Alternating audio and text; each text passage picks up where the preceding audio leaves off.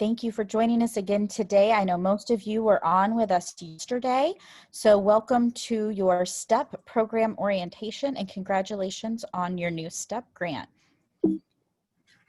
Today, we're going to be diving a little bit deeper into your actual STEP program and helping you to also get to know your fellow grantees. You'll actually have an opportunity today to unmute and talk with each other. And then we'll also talk about your potential grant conditions, the required performance reporting, and some best practices around grant fiscal management. And with that, I will turn it over to Donna Sebas-Burns. Thank you so much, Sarah. Well, good morning, good afternoon, whatever your time zone is. Thank you for joining us again on this Friday. Thank you so much for participating yesterday. We are very happy to have you.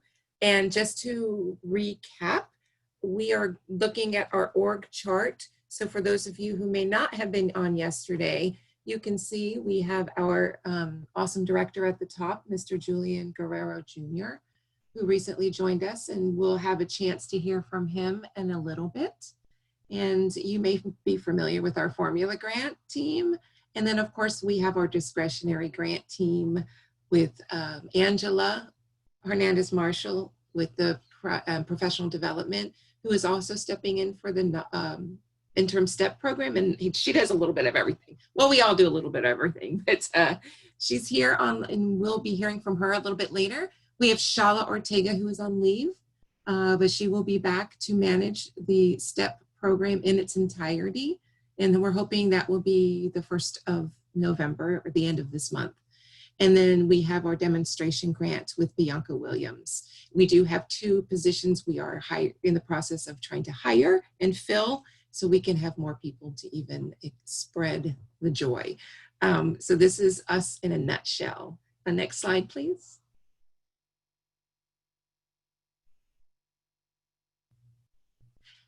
This is myself, and after November 1st, it will be Ms. Ortega, and these are our emails. And we ask that anytime you contact us to please reference your PR number that you have for your program. Obviously, we have a lot of incoming emails, and it would be very, very helpful. But I am the interim program officer, so you come to me for everything STEP. And once Shala gets back, we will certainly let you know and do a formal process and change of ed contact for you. But in the meantime, it's me. Okay, next slide, please. And here we have our wonderful Synergy Enterprises team, who has been awarded the new technical assistance grant contract, who will be working with us. You will see them in all kinds of different ways. And Kathleen Bethke, who is here. We have Sarah Brightwell, who does a lot of the communicating, and a slew of their team. We have a tech host. He is also here, and you can wave. There you go. Thank you. And they will be assisting us throughout in all kinds of areas. And so we thought it would be nice for you to meet them and see who they are and know that their emails will be coming from them, and we'll get to that in just a minute. But thank you so much, Synergy, for all that you're doing for us. Thank you. We look forward to working with all of you together. Next slide, please. All right. This is the State Tribal Education Partnership Grant Program. And to echo Sarah, we congratulate you once again. I was one of the people who reviewed the applications and screened the applications, and very excited about what I've seen in the programs that you're putting together. And we are anxious to get started and see what great things you can do. Next slide, please. Of course, the purpose of this program is to increase and promote collaboration between tribal education agencies, or TEAs, with the state educational agencies, SEAs, and also the LEAs, local educational agencies that serve students from the affected tribes. We hope that your program will ultimately build high capacity of these TEAs to help conduct certain administrative functions under the Certain Elementary and Secondary Education Act of 1965. formula grant programs for eligible schools as determined by these entities. Next slide, please. And you had to write to these absolute priorities. Everybody had absolute priority 1, which was building capacity to administer and coordinate educational programs. And then you had the choice of either doing absolute priority 2, which is working with established tribal educational agencies. And we had one of those who did absolute priority 1 and 2, the Mashpee Wampanoag tribe. And then we had 3 of you who did also the absolute priority 3, which is the TEAs with just limited prior experience in building capacity. And that is Blue Lake Rancheria, Connect Tribe, and the Virginia Tribal Education Consortium. So that is how the breakout came to be. Next slide, please. Okay, you had to answer to get competitive preference points. You had to either be priority 1, a new 3-year STEP grantee. So we welcome Mashpee Wampanoag Tribe and the Virginia Tribal Education Consortium. It's always great to see new entities join our team and our family. And so we're welcome. Next. Thanks. The STEP grant program for this year, we had no continuing awards because last year's program was a 1-year program. And so we had no continuing. And of course, we have year 4 awards, totaling $1.3 million. Next year, we will not have a new competition. So there will not be any tribal consultations or rulemaking, but we will, of course, have your continuation awards to process. So just to kind of give you an added glance of where we are headed.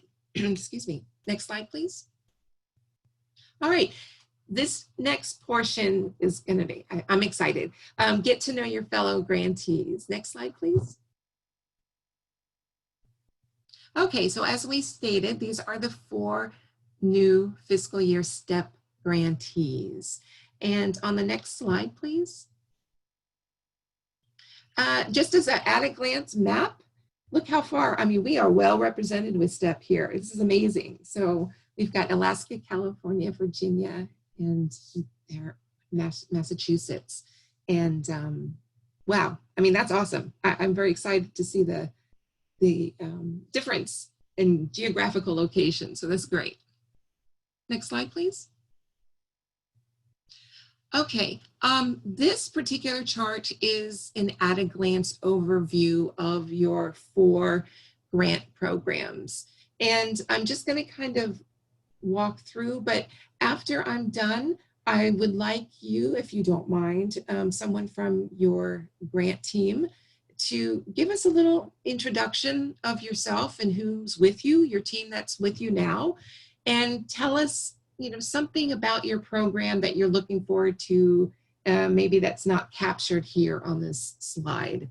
Excuse me. From California, we have the Blue Lake Rancheria, and they're listed their partner entities, and they will be recruiting and retaining teachers as well as work-based learning experiences.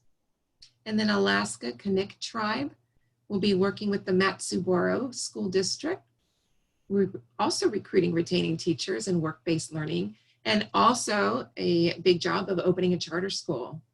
A Mashpee Wampanoag Tribe from Massachusetts, working with their school district, and the Department of Elementary and Secondary Education will also be recruiting and retaining teachers and work-based learning.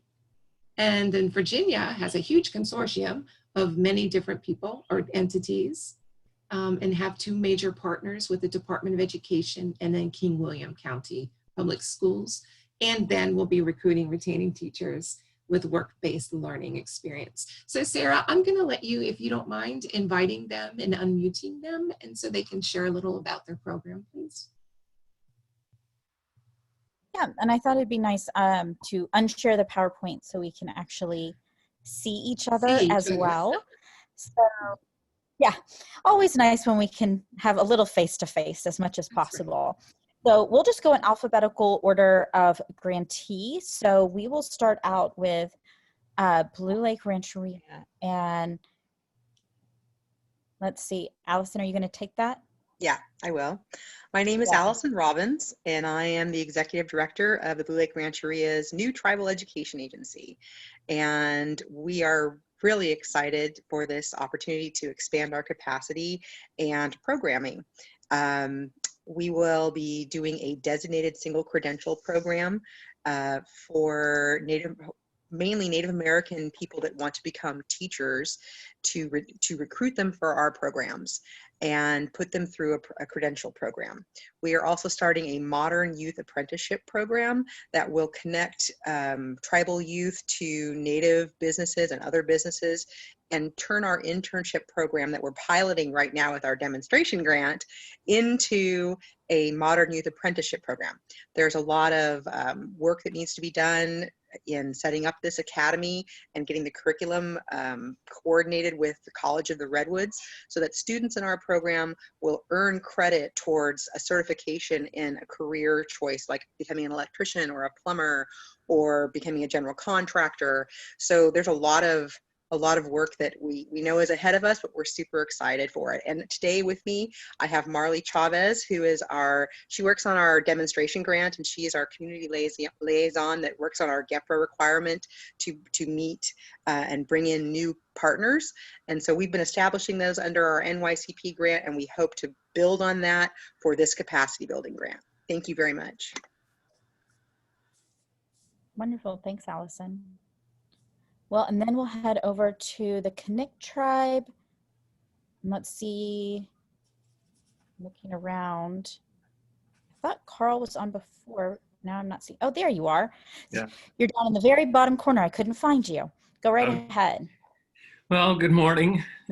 It's good to see everybody. We're certainly very excited about this STEP grant in the next 3 years for the Connect tribe. I have with me Esther Edwards, who's Assistant Project Director, and she'll be doing quite a bit of community engagement.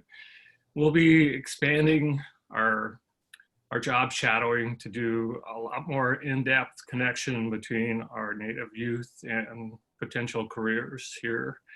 Well, what we're most excited about really is the charter school possibility and really just trying to envision the best possible school that anybody could build that includes all the bells and whistles and just the sky is the limit. So that's where we're at now. And hopefully in 3 years, we'll have our doors open and students in the charter school. We're super excited about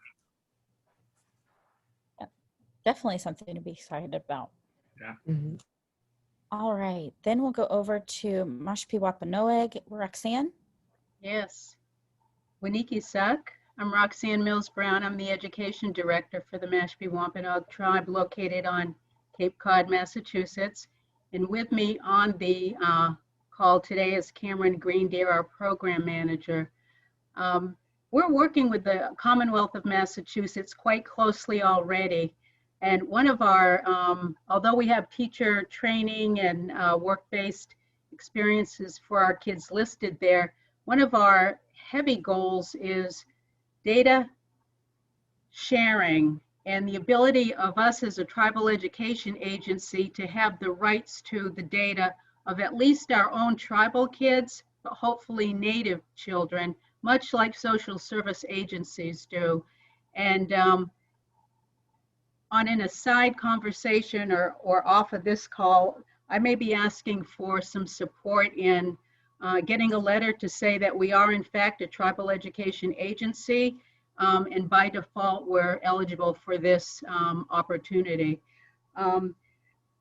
We're also working on college and career and technical careers for our children, and we have some organizations and public systems that we're working with to create those opportunities for apprenticeships, college visits, visits to native higher education institutions as well. One of the things our people need, because we're a little bit isolated, is to meet other Native students and be in other Native communities and give our students a broad base. Another area of focus is educating our Native youth, not just about our cultural beliefs and activities, but also about some of the more elevated pieces around being Native, sovereignty, our relationship with the federal government, those types of things that a lot of even adults, I believe, really don't have full information on. So we would like to provide our youth some standing in the community, support as they look toward their future, and some free will with a lot of information to be able to go that way. And then I would like Cameron to say a couple of words, if that's okay. Yeah, absolutely. Yeah, sure. Hi, everybody. My name is Cameron Grenier. I'm the NYCP manager for the Mashpee Wampanoag tribe. And just want to say thank you for the opportunity. Thank you.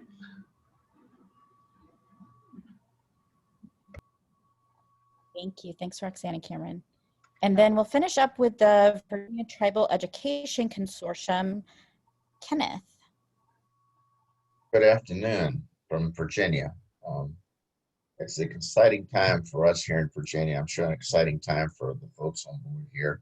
Some of the people on board part of the one-year grant experience also, such as Allison and Carl.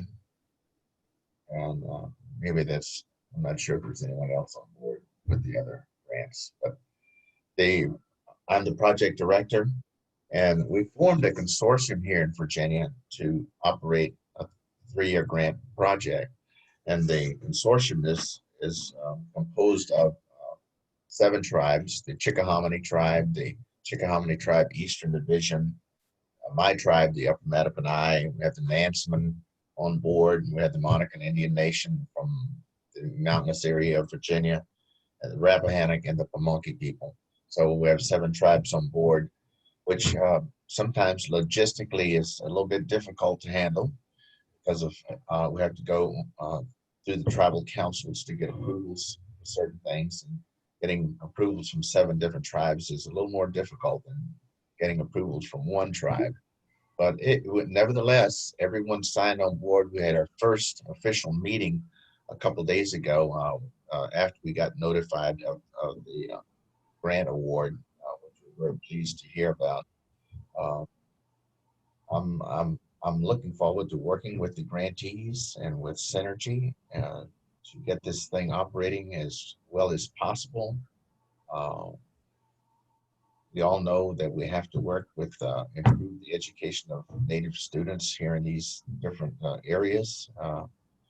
And I'm looking forward to hearing some of the developments from some of the other communities that are working on this particular 3-year grant. It's an exciting time, and we're glad to be here.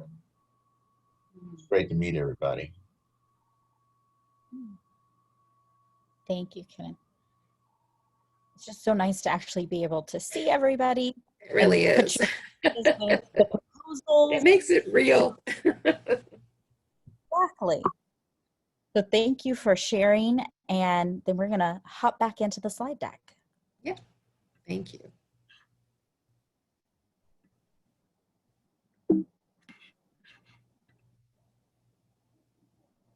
All right, now is a time that you will hear from our director, Mr. Julian Guerrero Jr., who has put together some slides to talk a little bit more in depth about our vision with OIE. He mentioned some yesterday, but he's taken time to kind of dive a little deeper in some of the more relative pieces for our program with STEP. So Julian, I'm going to hand it to you. Thank you, Donna. I appreciate it. Hello, Allison, Carl, Roxanne, Cameron, Kenneth. Good to be with you guys and share a little bit of time to really rope in how the work that you're going to be doing as a STEP grantee connects to the vision of the OIE, particularly the director's vision. And I wanted to really point out 2 key areas that are immediate connections. And these are not big stretches by any means, but out of the 10-point vision, there are 2 in particular that are pretty close to the work of STEP. And the first one is number 4, increased discretionary and formula collaboration. You know, as project directors, as folks working on NYCP, like you mentioned, Cameron, or Kenneth working with 7 nations to get a signature. My goodness, that sounds like federal work right there, just dealing with multiple departments. But all in all, your formula grantees in your area, if there are any, there is excellent opportunity to really cast this broader vision here about what it means to have, you know, this fiduciary trust responsibility, this building of these connections between tribal education agencies or departments, the state education agencies, as well as our local education agencies throughout your areas. And the second one, which is number 9, is stronger connections to state Indian Ed offices. And I'm not familiar closely with the Indian Ed officers on the state level for Alaska or Virginia, but all in all, that to be said, if there are, we want to make sure that us as an OIE reaches out to those state Indian Ed directors to really encourage them to get involved with your work and to advocate for more connections with your projects. And if there are already those connections that are there, then that's great. If they're not, then I'm excited to really add some fuel to the flame here and really get these connections going sooner and sooner. And the one piece that Roxanne, you had mentioned earlier that really resonates with me is the data sharing piece of it. And prior to my current role, I was on the state level, and prior to that role, I was an associate director with the Tribal Education Department's National Assembly. And one of the big areas that we pushed at TEDNA was this data sharing interest, and that tribal nations have a legitimate educational interest. And that is the key phrase right there. So Roxanne, if you already are using that phrase, continue to use it. If you aren't yet, really put that in bold quotations, underline, 25, 50-point font, legitimate educational interest. And that really connects with so many other forms of exemption and ways to build your argument as you work with other stakeholders to do data sharing. And we all want to share data. But at the same time, we all also want to make sure that we respect FERPA and all the other reasons why it's important to protect our children's PII. So next slide, please.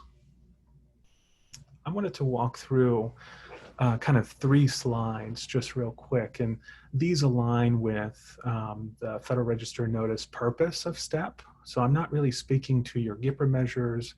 I'm not really speaking to your absolute priorities. However, there could be, relationships here at play.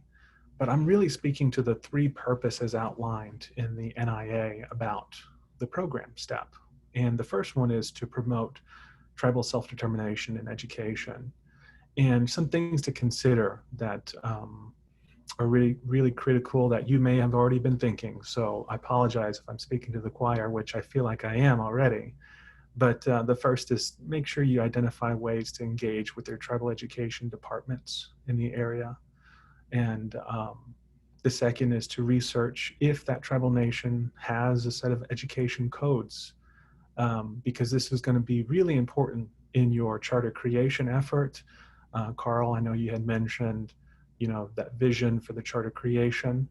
I'm with you.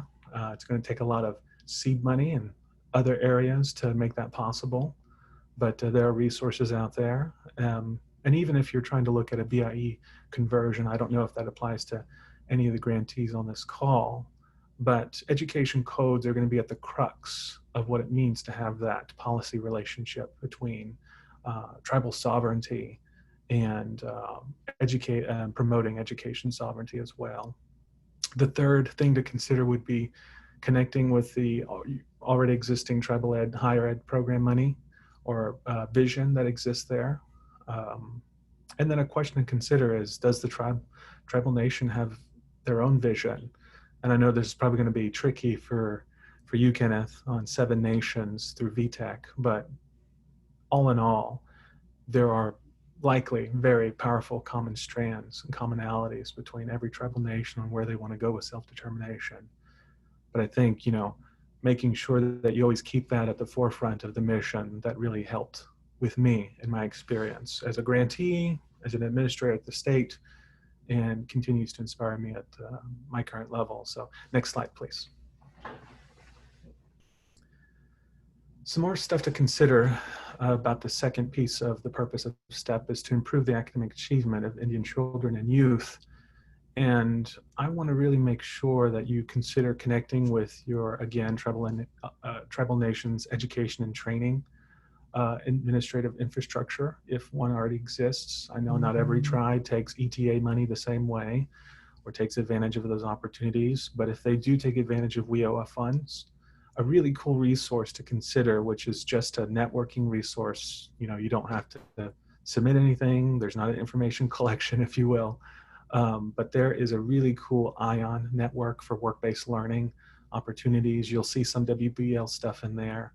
I encourage you to take advantage and kind of just do what I do every day. It's explore, question, learn, collect, and move on.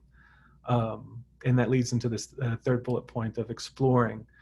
Take a look at the achievement data that's being collected or the survey information from the National Indian Education Study, the NIES or the NEAS, which is available through the National Assessment for Educational Progress or NAEP. And that leads to the question on this slide, which is, do you take advantage of the NAEP questions tool? And it's a really cool resource that I was kind of underutilized, but it's free. It's U.S. Department of Education through NCES.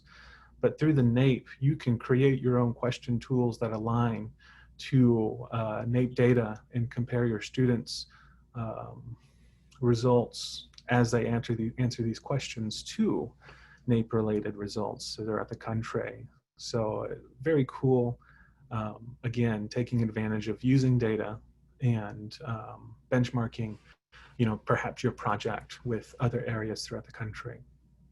Next slide, please. And the third thing to consider is, again, the third purpose of STEP is to promote the coordination of TEAs as defined in the Federal Register notice with SEAs and LEAs to meet the unique educational, cultural related academic needs of Indian students. And two major things that I'd encourage you to think about is kind of joining in on your Title VI tribal consultation and thinking of that consultation as a policy vehicle to have larger, more broader conversations, again, on the CEA, SEA, LEA level. Because the reason being is that if they are an affected LEA provided by ESSA, they not only have to consult on Title VI funds, they have to consult on other programs that are considered covered programs, and that pretty much is everything's on the table: Title I, Title II, Title III, so on and so forth. Really neat opportunity to really get involved and get a temperature for how LEAs are planning and spending their money through consultation. Another one is to learn about the big picture work associated with the Native Education Collaborative, and that work is led by the National Comprehensive Center. Others, you guys in this virtual room might already be familiar or have heard about this work. They do have some public-facing resources available in the link below through the National Comprehensive Center. But I just wanted to close here by saying that, again, really, I'm excited for the work that you guys are about to embark on. STEP is near and dear to me, mostly because of my roles that I served in. I see the connections that you're probably seeing, and again, wanted to signal my investment and my support of all of our program officers who work day in and day out to support your success. So again, your success is my success. Your success is our success. So let's get out there and get the work done. Thanks, Donna. Thank you. Okay, now we are going to dig a little deeper into your grant award notification. We did some of this a bit yesterday, but we feel it's a big piece of your award that deserves a little bit more attention. And to do that, Ms. Angela Hernandez-Marshall will be taking you through that. So Angela, thanks. Thank you, Donna. Thank you, Jillian. Thanks, everybody, for being on today. And just hello again. I just wanted to call your attention to a couple of items. First is on this slide, you're seeing Block 6 and Block 7. I just wanted to make sure that everybody, again, understood really this portion of the GAN, if it's not something that you're familiar with.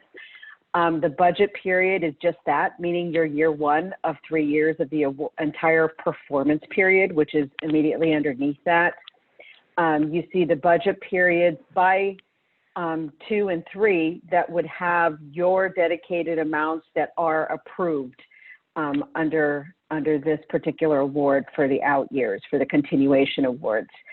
And then the authorized funding just again clarifies overall what this particular year is, which is the same, this action in this case is the same as the budget period, year 1. Next slide. What I wanted to spend a little bit more time on today is Block 10, which besides the GAN attachments that you guys receive, and it was that long laundry list or long set of documents that follow your grant award notification. It's great bedtime reading, wonderful to fall asleep to, but it is important to note Block 10 is basically the laundry list of specific grant conditions that have time sensitivity and action items associated with them. So let's go to the next slide, Sarah. And I want to walk through, this is a laundry list for us of a series of conditions that apply to one or more of your respective grants, of each of the 4 of the grants that we awarded for STEP. So for some of you, and you heard us talk about this yesterday, we spoke to what is called attachment 4 or the indirect cost rate. That indirect cost rate recovery, I know our program attorney, Jill Martin, walked through that yesterday with you in some great detail. There's a lot of complexity associated with that, depending on the nature of the reason for why you required. To my knowledge, I believe that we have at least one of you as a new entity that requested the de minimis rate. So I would ask you, when you do get our slide deck that gives you the guidance that we walked through yesterday, revisit those slide decks. If you have questions, please give us a call and we can give you more guidance. The other was due to an expired indirect cost rate. So again, that's where you're asking, needing to renew with the authorizing agency for the IDC. We also had a series of other conditions. I'm going to walk through these rather quickly, but again, if you look at your own GAN and you see under the terms and conditions in Block 10, you'll see which ones apply to you. The magic number for most of these, as you can see, is a due date of providing documentation or feedback, whatever the action item is, by November 15, which is about a month away. It's around the corner. The second is the evidence of consultation with other education entities. Third is the plan for ongoing consultation with other education entities.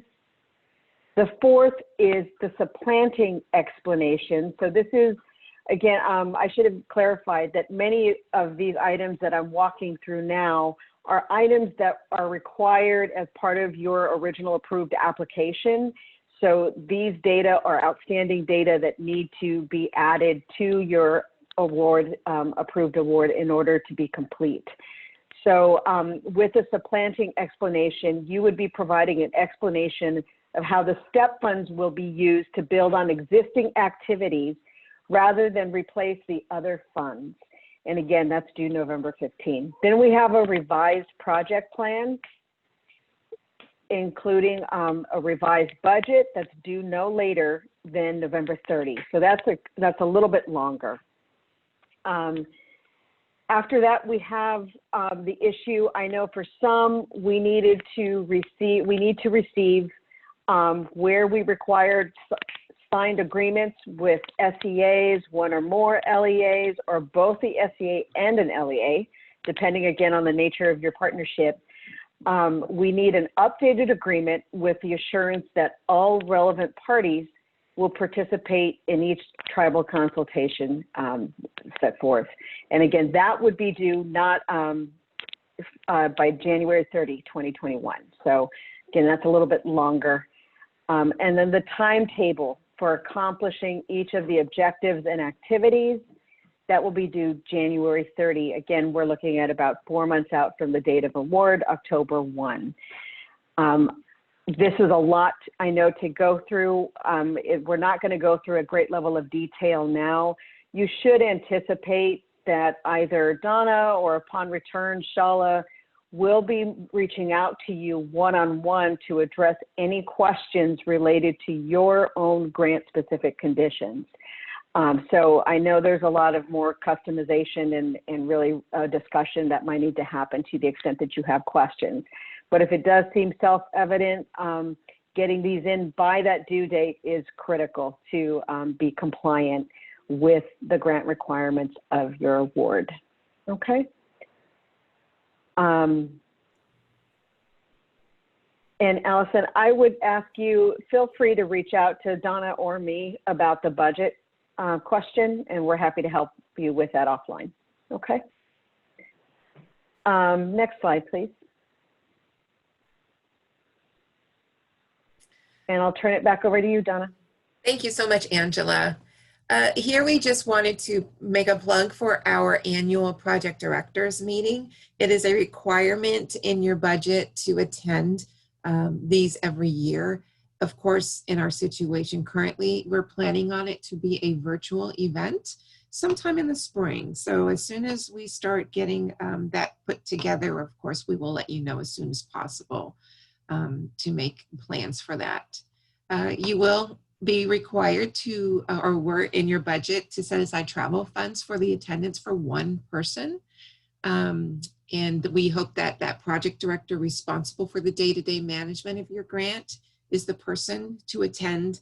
And as it was alluded to yesterday, kind of the train the trainer type of approach, where you send somebody and then take it back to share with your group and your team. But that will be coming sometime in the spring. Okay, next slide. So with technical assistance, we have, as I said earlier, we have Synergy, who will be reaching out and helping us with a lot of the technical assistance for your grant throughout the life of your grant. We'll have needs assessments. We'll have various technical assistance events that range from certain, looking at different apps, maybe from showcasing, spotlighting. We have some creative ways and engaging ways to have some technical assistance and engaging your needs as well and incorporating that. You will please, when you see the email from OIE at seisservices.com, that's Synergy. And so to please accept that so it doesn't go to your spam. Include in your grant program, as I mentioned earlier, in the subject line, what is your need? Identify what program, and just, you know, G5 view only access. Just give us just a brief in the subject line. We do get a lot of email and from all of our different programs, and we're all wearing multiple hats at the moment. So that would really, really help us with organizing our correspondence with you in a timely manner.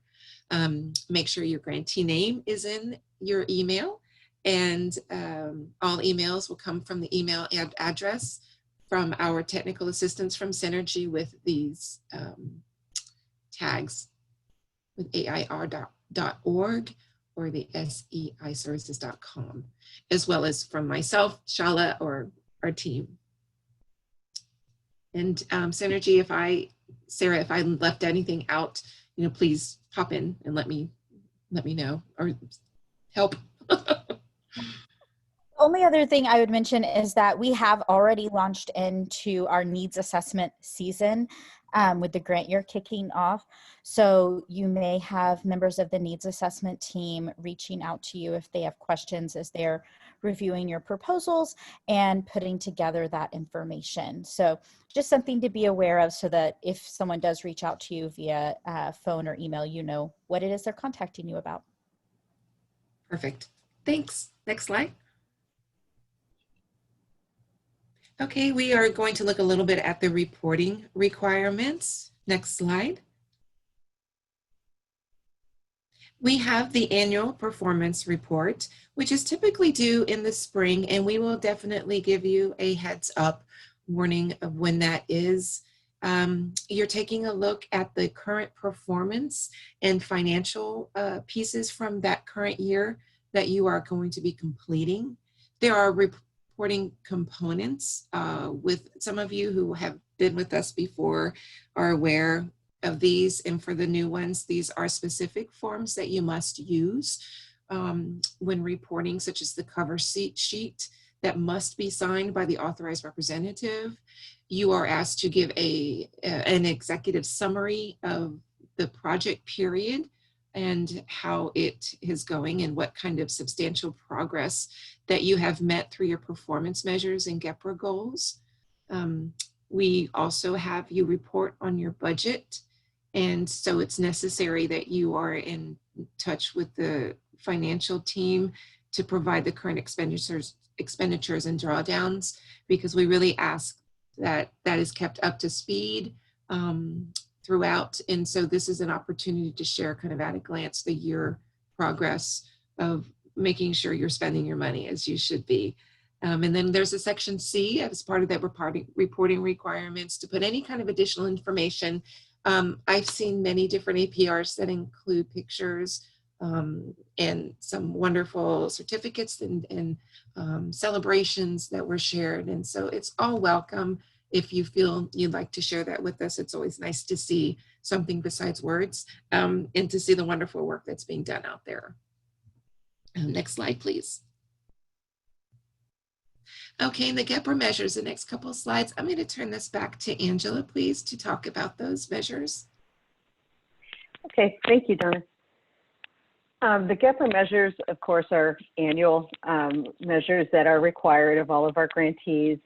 You will be asking to report baseline data, which would have been the prior year data, 1920. Your year one data will be this year, what you've collected to date as of what will probably be expected in the spring. And while we kind of ran through some of the basic components of an APR, please don't worry, whether it's you or your colleagues that are completing that report, either during a project director's meeting or at another training opportunity, we will walk you through that process in detail. So you'll definitely have a lot of support for completing that and knowing what we expect. And then year 2, 21-22, and then year 3, 22-23 would be the school year you'd be reporting on, with a final performance report culminating. And that would be a cumulative of all of the years. Next slide. So let's talk about what those GEPRA measures are. This beautiful graphic spells out pretty clearly what the various GEPRA measures are. And key, of course, is really having indicators that are clearly measurable, and back to that data sharing, right? The importance of having the data accessible to you to be able to report in a complete manner.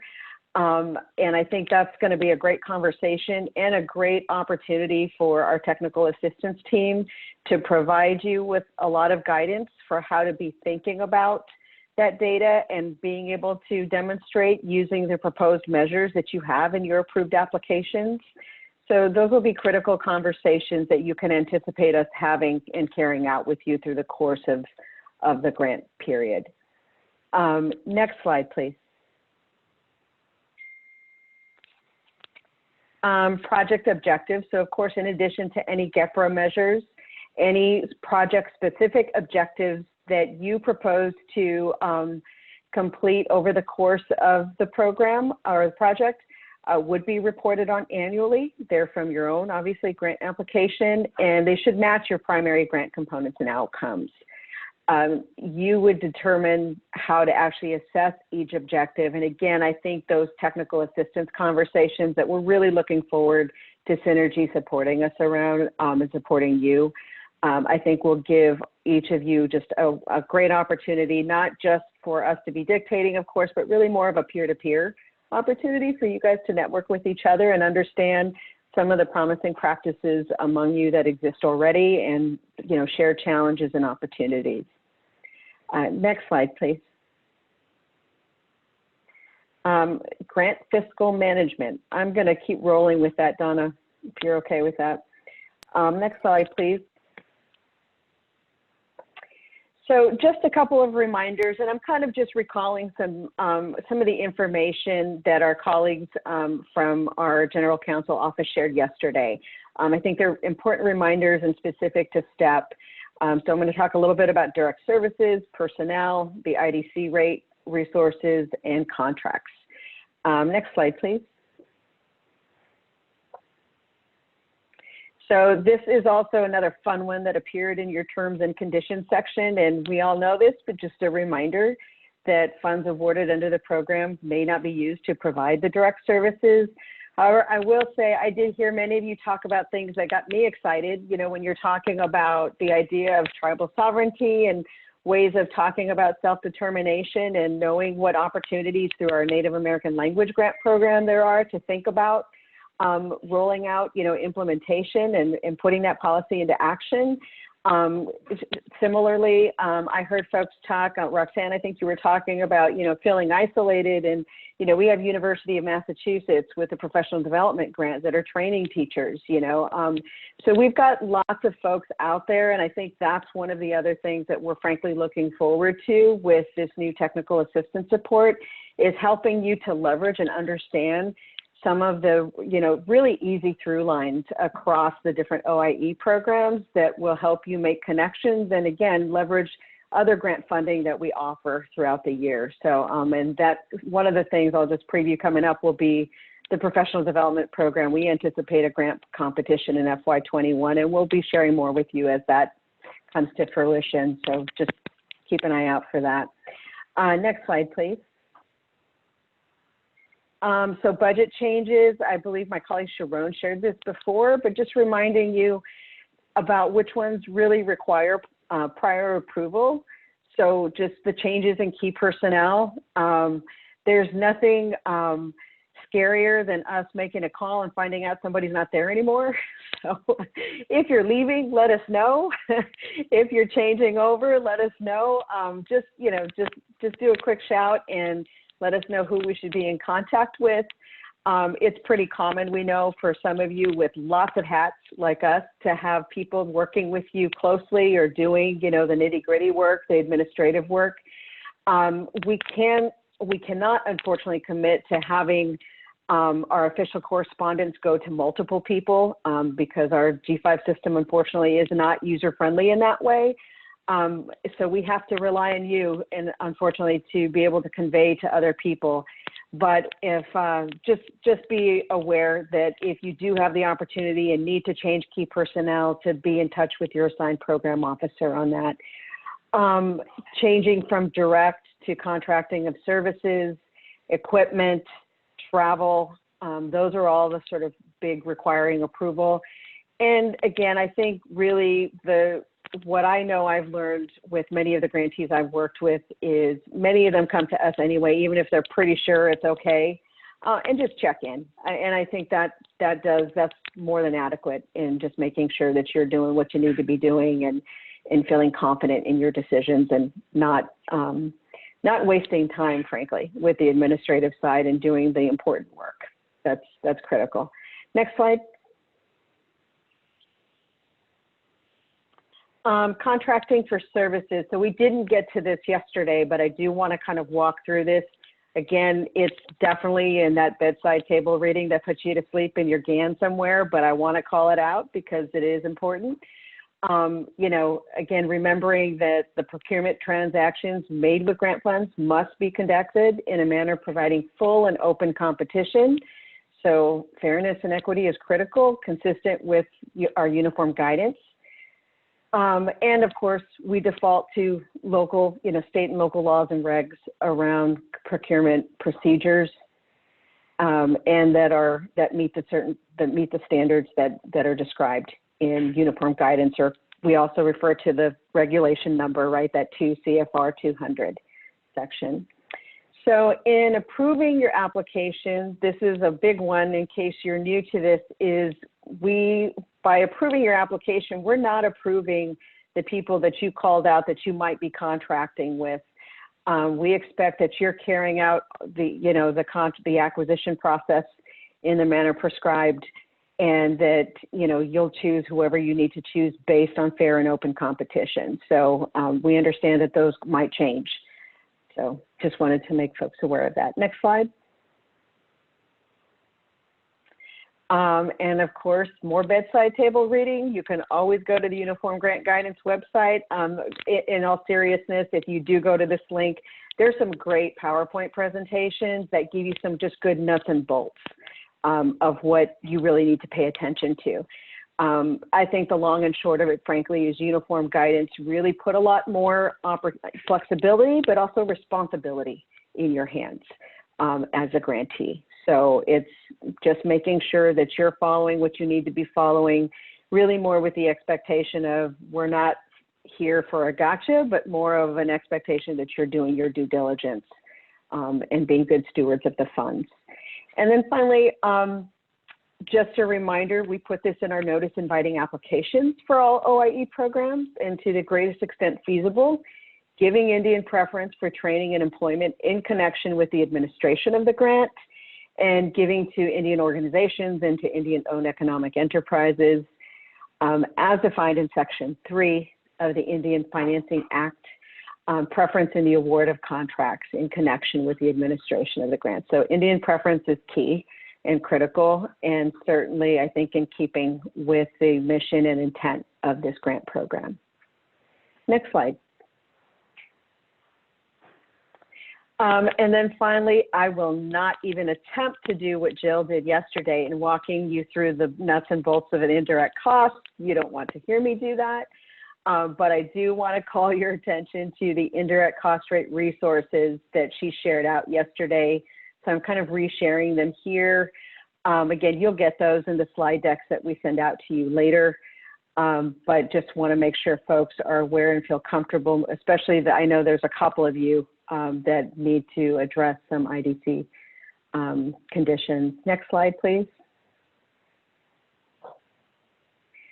And poor Andre, he's going to get a lot of calls in the next few weeks, but Andre is our point of contact at the department for the indirect cost division, and he is really nice and very helpful. So please feel free to reach out to him if you have questions. And I'm not poking up my chat box here. Is there anything? Carl, yeah. I'm gonna hold on that question there. Yeah, that sounds good. It's not a rush. It's just something that popped in my head. It kind of changes the relationship between the tribe and the district a little bit if we have somebody there. And I don't know if we did that anyway, would it even be a direct service, or, I mean, if they're just... It's a good question. I don't know, do we have Sharon on the line by chance with us? I know she was going to try to join. She had some conflict. We'll get back to you on that, Carl. I'm sorry, Sarah, I missed that. We don't have Sharon, but we do have Rebecca. Yeah, I won't put Rebecca on the spot. Rebecca works with me on now, but we'll circle back on that, Carl. Okay, I think that's an important question about direct service. Okay. Thank you. Thanks.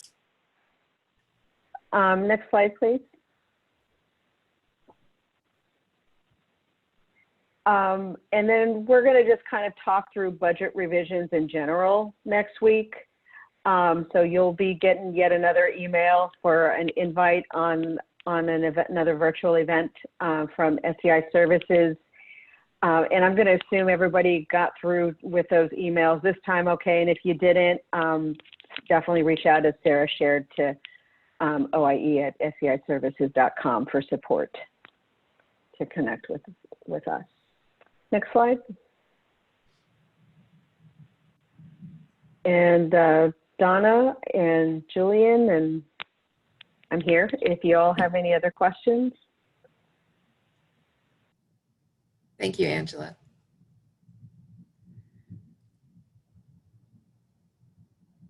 Of course, you will have opportunities to reach out to me with your questions when we have our one-on-one conversations with each other. And we're always open to send, call, email. So anytime you need.